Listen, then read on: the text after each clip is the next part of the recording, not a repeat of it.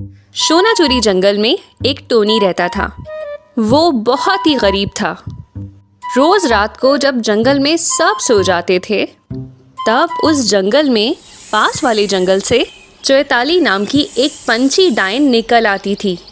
वो पंछी डायन एक एक करके तमाम बकरियां चोरी करती थी और जंगल में जाके बकरी को मारकर खा जाती थी। ऐसे ही करके एक एक करके बकरियां चोरी होती गईं। एक दिन टोनिम ने अपने घर के आंगन में आकर देखा कि एक बकरी फिर से कम है। टोनिम ने अपनी पत्नी को बुलाया और कहा, देखा टोनी, आज एक बकरा फिर से गायब हो गया। मुझे तो कुछ समझ में नहीं आ रहा कि ये सब क्या हो रहा है। आखिर में ये सब बकरी जा कहाँ रही है? उसके जवाब में टोनी कहती है, मुझे भी कुछ समझ में नहीं आ रहा है।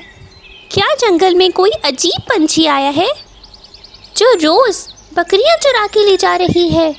वो दोनों मन ही मन सोचते रहते हैं। ऐसे ही कुछ दिन बीत जाते हैं। एक दिन पंछियों के बाजार में एक महिला पंछी मांस बेच रही थी। उस समय टोनिम और उसका दोस्त काकाचुआ कुछ सब्जी लेने के लिए जंगल के बाजार में गए। अचानक एक नई मांस की दुकान देख के काकाचुआ टोनिम से कहता है, देख टोनिम, ये नया मांस की दुकान खुला है, पहले तो कभी नहीं दिखा। और ये औरत पंछी कौन है? इसको तो हमने पहले कभी नहीं देखा। इस जंगल में तो एक ही मांस की दुकान है और इस दुकान की मालिक तेरे से ही बकरी खरीद के मांस बेचती हैं। उसके बाद काकाचुआ दोबारा से टोनिम से पूछता है, क्या इस पंछी ने तुमसे कभी मांस खरीदा था? अरे ना, मैं तो इस पंछी को बिल्कुल पहचान नहीं पा रहा हूँ। फिर इस पंछी ने बकरी कहाँ से खरीदी? टोनिम और काकाचुआ इस बारे में बात कर रहे थे। वो दोनों ने दुकान के सामने जाकर पूछा कि अच्छा, आप यहाँ पे कहाँ से बकरी खरीद कर बेच रही हैं? आपको पहले तो हमने कभी नहीं देखा। लेकिन वो पंछी कुछ कहना ही नहीं चाहती थी। वो सिर्फ इतना बोली कि आप लोगों का इस बात से क्या लेना देना है? मांस लेना है तो लीजिए, नहीं तो यहाँ से फौरन जाइए। ज़्यादा कुछ जानने की ज़रूरत नहीं है। ये बात सुनने के बाद टोनिम और काकाचुआ बात ना और बढ़ाकर वहाँ से चले गए। शाम को जब टोनिम और टोनी दोनों मिलकर बातें कर रहे थे, तभी टोनिम टोनी से कहता है, आज सुबह मैंने देखा बाजार में नया मांस की दुकान खुला है और एक महिला पंछी वहाँ पर मांस बेच रही है। मुझे तो ये समझ में नहीं आ रहा कि वो पंछी मांस कहाँ से खरीद रही है। ये सुन के टोनी ने कहा, कहीं यही औरत बकरी चोर तो नहीं है जो हर रोज हमारी बकरी चुरा रही है? अरे ना, ऐसा कभी भी नहीं हो सकता। बकरी तो हम बांध कर रखते हैं और सब दुकानदार हमारे घर में ही आके ख़रीद के ले जाता है। उस पंछी को ये सब कैसे पता होगा? और सबसे बड़ी बात यह है कि उस पंछी को हमने इस जंगल में पहली बार देखा है। तभी टोनिम की बेटी टुनिका वहाँ आती है और अपनी माँ बाबूजी से कहती है, माँ, बहुत दिनों से मांस नहीं खाया, क्या आज रात आप मांस बनाएंगे? टोनी अपनी बेटी को प्यार करते हुए कहती है, ठीक है, मेरी प्यारी बेटी को आज मांस खाने का दिल है। मम्मी आज बहुत ही स्वादिष्ट उसके लिए मांस बनाएंगी। ये कह के टोनी अपनी पति से बोलती है, बाजार से मांस ले आओ, बहुत दिनों से हमारी बेटी ने मांस नहीं खाया। इसके बाद टोनिम वहाँ जंगल में जो बाज़ार है वहाँ चला गया और बाज़ार जाके टोनिम ने देखा कि चारों तरफ अंधेरा ही अंधेरा है। सारी दुकानें बंद हो चुकी थीं और कोई भी पंछी वहाँ पे नहीं था।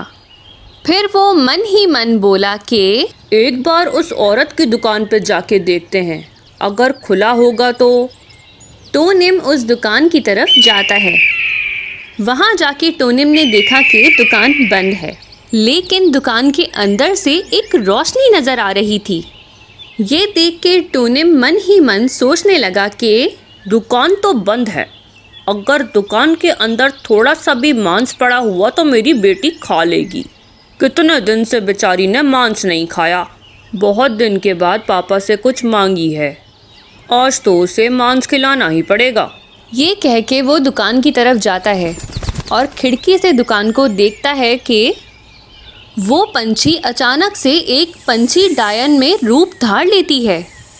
फिर वो बकरी को मारकर चीर चीर के उसको खाने लगी है और वो उसे खाते खाते कहने लगी कि अरे अरे, ये बकरी तो बहुत ही स्वादिष्ट है।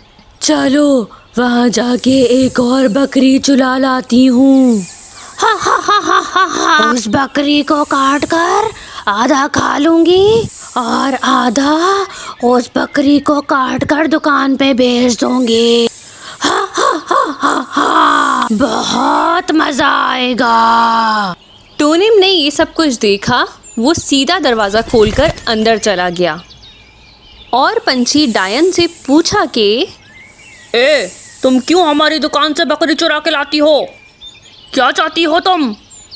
देखो, हम बहुत गरीब पंछी हैं।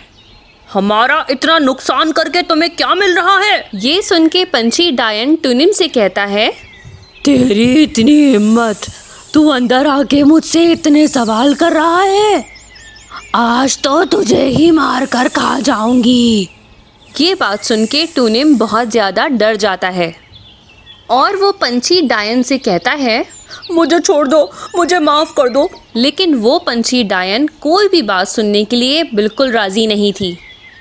वो डायन टोनिम को पकड़ने के लिए करीब जाती है तो वहाँ अचानक से टोनी पहुँच जाती है और टोनी कहती है, मुझे ये बात पहले से ही पता थी। मुझे अच्छे से पता था कि ऐसा ही कुछ होने वाला है, कि हमारे घर से बकरियां चुराने के पीछे इस औरत का ही हाथ है।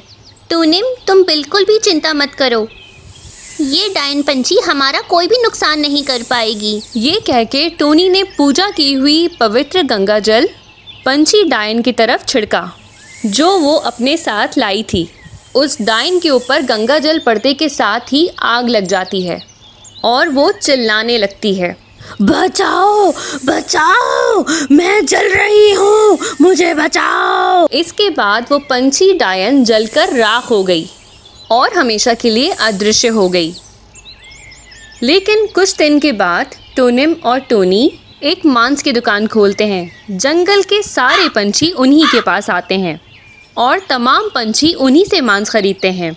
मांस खा के सब बहुत खुश हुए और धीरे धीरे करके टोनिम की कमाई भी बढ़ गई। फिर टोनिम और टोनी ने अपना एक सुंदर सा घर बनाया। कुछ दिन के बाद उन लोगों ने अपनी गाड़ी भी खरीद ली। उसके बाद सब मिलकर खुशी खुशी से रहने लगे। Thank you.